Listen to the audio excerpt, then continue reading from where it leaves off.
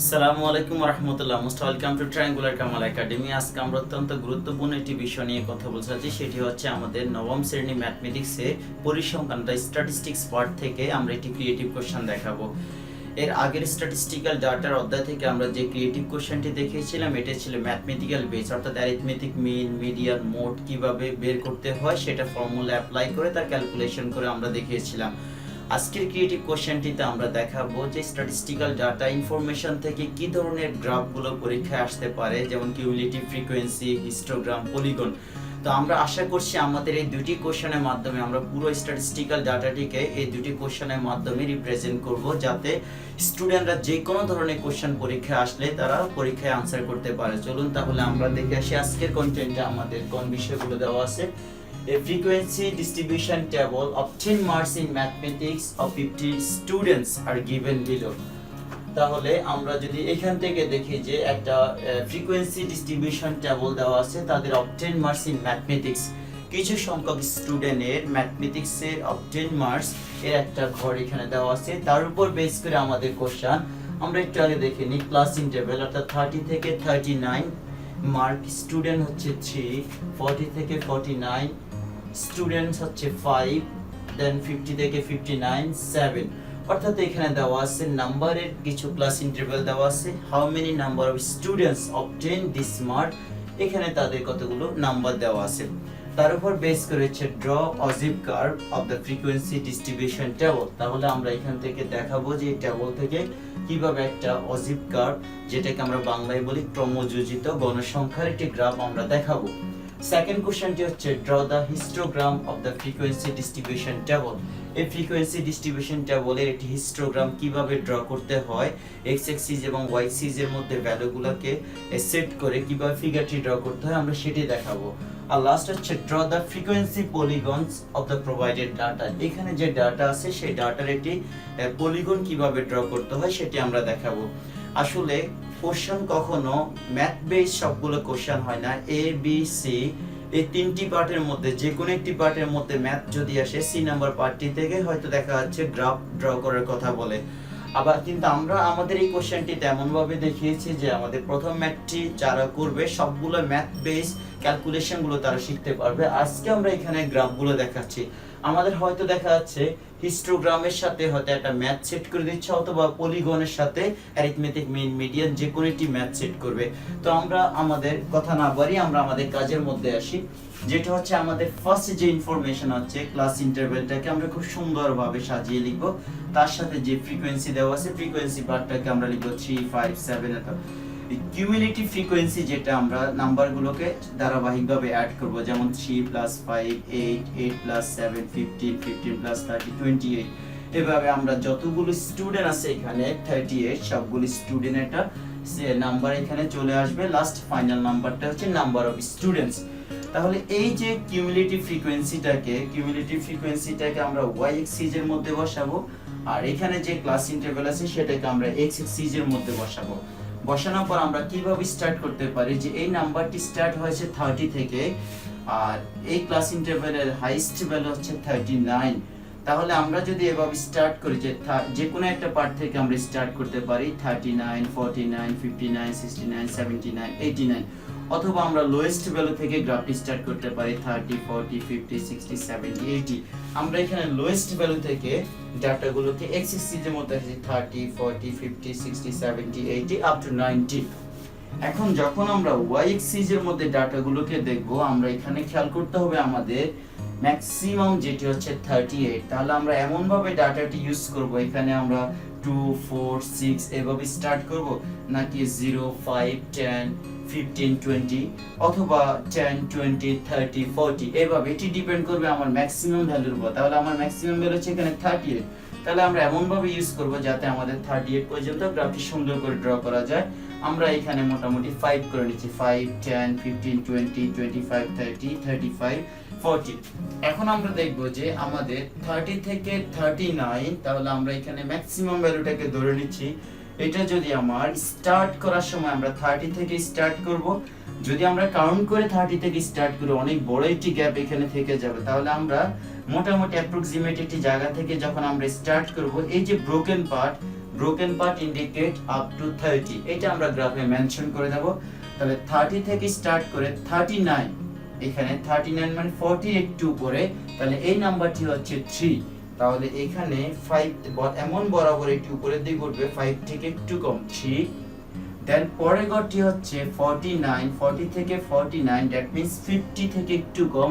40 থেকে 49 ঘরের মধ্যে ফ্রিকোয়েন্সি, কিউমুলেটিভ ফ্রিকোয়েন্সি হচ্ছে 8, তাহলে এটা 5 থেকে বেশি হবে, 10 থেকে একটু কম হবে। তাহলে আমরা এমন ভাবে দেব যাতে 8 বরাবর থাকে আমাদের স্কেল বরাবর।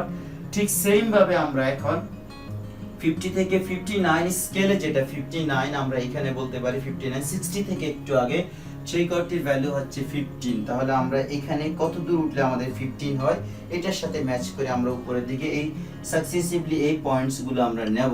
তাহলে নেওয়ার পরবর্তীতে আমাদের কাজ হবে এখানে ব্রোকেন পার্টের এন্ডিং পয়েন্ট থেকে আমরা ধারাবাহিকভাবে পয়েন্টগুলোকে অ্যাড করব। অ্যাড করার পর এখানে আপওয়ার্ড যে লাইনটি হবে সেই লাইনটি অ্যাকচুয়ালি আমার কিউমুলেটিভ ফ্রিকোয়েন্সির একটি গ্রাফ। তাহলে এই যে আমরা যে গ্রাফটি ড্র করব তার এক্স এক্সিস এর মধ্যে যে ক্লাস ইন্টারভ্যাল, ওয়াই এক্সিস এর মধ্যে যে কিউমুলেটিভ ফ্রিকোয়েন্সি, এটা আমরা একটু এক্সপ্লেইন করে দেখাতে হবে। নরমালি যদি আমরা এই ফিগারে যদি শর্ট কোনো ডেসক্রিপশন যদি আমরা না দিই তাহলে কিন্তু আমরা ফুল মার্কস পাবো না।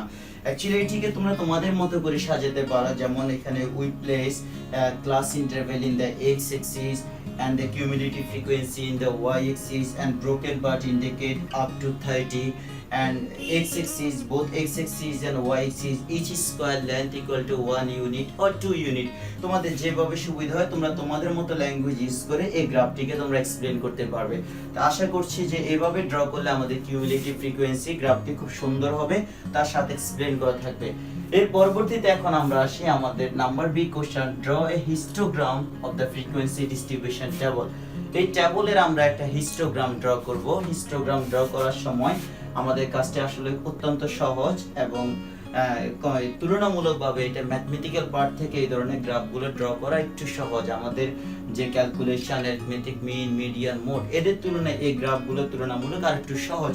তবে এই সহজ গ্রাফের মধ্যে যদি আমরা সুন্দর মতো যদি উপস্থাপন করতে না পারি তাহলে আমরা কখনো ফুল মার্কস পাবো না। তাহলে আমরা দেখাবো যে আমাদের এই গ্রাফটি, খেয়াল করো যে এখানে হচ্ছে আমাদের ক্লাস ইন্টারভ্যাল। এই ক্লাস ইন্টারভ্যালটি আমার কোশ্চেনের মধ্যে দেওয়া ছিল, ফ্রিকোয়েন্সিটা ছিল আমার এই কোশ্চেনে দেওয়া ছিল, কিন্তু আমরা এখানে ডিসক্রিট ক্লাস ইন্টারভ্যাল, যেটাকে আমরা বলতে পারি কন্টিনিউয়াস ক্লাস ইন্টারভ্যাল, এটা কেন আসে দেখো তো। এখানে একটা নাম্বার যেখানে হাইয়েস্ট ভ্যালু 39 আর এখানে লোয়েস্ট ভ্যালু হচ্ছে 40। যদি আমরা গ্রাফটা এইভাবে ড্র করি, একটা গ্রাফ যদি 39 এখানে কমপ্লিট হয়, আবার যদি এটা 40 থেকে স্টার্ট হয়, ফার্স্ট গ্রাফটি যদি এখানে 39 এ কমপ্লিট হয়, পরে যদি আবার 40 থেকে স্টার্ট হয়, মাঝখানে এখানে এক গড় গ্যাপ থাকে। এই গ্যাপটিকে এলিমিনেট করার জন্য, অর্থাৎ এইখানকার উপরের ক্লাসটির হাইয়েস্ট ভ্যালুর সাথে নিচের ক্লাসের লোয়েস্ট ভ্যালুর একটা কানেকশন ক্রিয়েট করার জন্য আমরা ডিসক্রিট ক্লাস ইন্টারভ্যাল, আমরা যাকে বলি কন্টিনিউয়াস ক্লাস ইন্টারভ্যাল, আমরা রেডি করব। অর্থাৎ এখানকার লাস্ট ভ্যালুটি হবে এখানকার ফার্স্ট ভ্যালু এর সমান। তাহলে আমরা কিভাবে এটি করব, সেটি হচ্ছে যে নাম্বার দিয়ে শুরু হবে লোয়েস্ট ভ্যালু 30, তার থেকে 0.5 কম হবে। যেমন এখানে 30 থেকে 0.5 যদি কম হয় 29.5, আর এখানে যে হাইয়েস্ট ভ্যালু আছে তার সাথে 0.5 আমরা অ্যাড করব। ঠিক এই ধারাবাহিকতায় আমরা সবগুলো ক্লাস ইন্টারভ্যালকে আমরা এইভাবে চেঞ্জ করব, যেমন 29.5, 39.5, এটা থেকে 0.5 কম। ঠিক সেম ভাবে আমরা একই রকম ভাবে একটা ক্লাস ইন্টারভ্যালের আমরা একটা গড় পাবো। অ্যাকচুয়ালি আমরা যখন গ্রাফটা ড্র করব, কখনো কখনো এক্সামে এভাবে ডিসক্রিট ক্লাস ইন্টারভ্যাল দেওয়া থাকে, তখন আর নতুন করে এই গড়টি করতে হয় না। কিন্তু যদি ক্লাস ইন্টারভ্যালটা যদি ডিসক্রিট না থাকে, কন্টিনিউয়াস না থাকে, তাহলে তাকে এভাবে কন্টিনিউয়াস করে গ্রাফটি ড্র করলে অত্যন্ত সুন্দর হবে। তাহলে এখন আমরা একটু দেখি, আমাদের গ্রাফটি স্টার্ট হবে 39.5 থেকে আর এটি কমপ্লিট হবে 89.5 এ।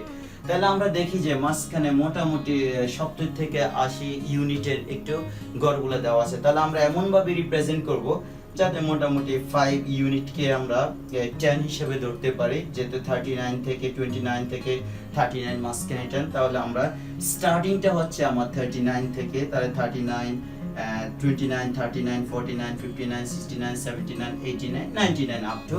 So we place discrete class interval in the x-axis and here the frequency টা এখানে ঠিক আগের মতো আগে যেভাবে কিউমুলেটিভ ফ্রিকোয়েন্সিটা ড্র করার সময় আমরা ওয়াই এক্সিস এর দিকে অ্যাটেনশন দিয়েছিলাম, এখন আমরা দেখব যে ফ্রিকোয়েন্সির ম্যাক্সিমাম ভ্যালু হচ্ছে 13। তাহলে আমরা এমন ভাবে ফিগারটি ড্র করব 13 আপ টু 15 পর্যন্ত আমাদের গড় হলেই হবে। তাহলে আমরা এখানে 2 করে নিচ্ছি, 2 4 6 8 10 12 14, যেহেতু আমার ম্যাক্সিমাম ভ্যালু হচ্ছে 13 অর্থাৎ তার উপরে আমাদের যাচ্ছে না। এবার আমরা দেখব আমাদের গ্রাফটি স্টার্ট হবে 29.5। তাহলে এই যে একটা ব্রোকেন পার্ট, এই ব্রোকেন পার্টটার দ্বারাই আমরা বোঝাচ্ছি আপ টু 29.5। এরপরে হচ্ছে ফার্স্ট ক্লাস 29 থেকে 39.5, 29 থেকে 39.5 এই ঘরটি কতটুকু উপরের দিকে উঠবে? 3 ইউনিট। তাহলে এটাকে আমরা এখানে যদি আমার 0 হয়, এটা 2 হয়, এটা 3, আমরা এখানে ছোট ডট ডট দিয়ে বোঝাচ্ছি এই ঘরটি আমার 3 ইউনিট উপরের দিকে উঠবে। ঠিক সেম ভাবে 39 থেকে 49 হচ্ছে 5 ইউনিট। তাহলে 39 থেকে 49 এখানে 4 এবং 6 এর মাঝামাঝি 5 ইউনিট এখানে উপরের দিকে আসবে, অর্থাৎ এই ঘরটি 5 unit. Number of students 5, those who obtain get the marks 39 to 49। ঠিক সেম ভাবে 49 থেকে 59 এখানে নাম্বার অফ স্টুডেন্ট 9, 59 থেকে 69 নাম্বার অফ স্টুডেন্ট 13, 69 থেকে 79 নাম্বার অফ স্টুডেন্ট 6, 79 থেকে 89 নাম্বার অফ স্টুডেন্টস 4। এইভাবে যখন সবার গড়গুলোকে আমরা আলাদা আলাদা ভাবে এইভাবে উপরের দিকে তুলবো, সবগুলোর মধ্যে একটা কানেকশন ক্রিয়েট হচ্ছে, যেহেতু এই ডাটাগুলো হচ্ছে ডিসক্রিট ক্লাস ইন্টারভ্যাল। এই যে পুরো যে ডায়াগ্রামটি, এই ডায়াগ্রামটিকে একসাথে বলা হচ্ছে হিস্টোগ্রাম। তাহলে এটি হচ্ছে আমাদের বি নাম্বার কোশ্চেনের আনসার। এখন আমরা পরীক্ষায় তাহলে কিভাবে এই ফিগারটিকে এক্সপ্লেন করব, তাহলে আমরা আগেই বলে আসছিলাম যে এই ফিগার এক্সপ্লেন করাটি নির্ভর করবে তোমার লেখার উপর। তুমি যেভাবে লেখাটি এখানে লিখবে ঠিক গ্রাফের নিচে তার একটা এক্সপ্লেন করতে হবে, এভাবে শর্ট ডেসক্রিপশন। যেমন আমরা এটার জন্য আমরা বসাচ্ছি we place the discrete class interval in the x-axis and the frequency at the y-axis. Consider here 1 square length equal to 2 unit। অথবা যদি গ্রাফ পেজটা যদি বড় হয় তাহলে ইউনিট চেঞ্জ না করলেও কিন্তু হবে, কারণ এখানে যদি আমি 10 ঘর করে নেই আমাদের নরমালি কিন্তু ডাটা এখানে চলে আসবে।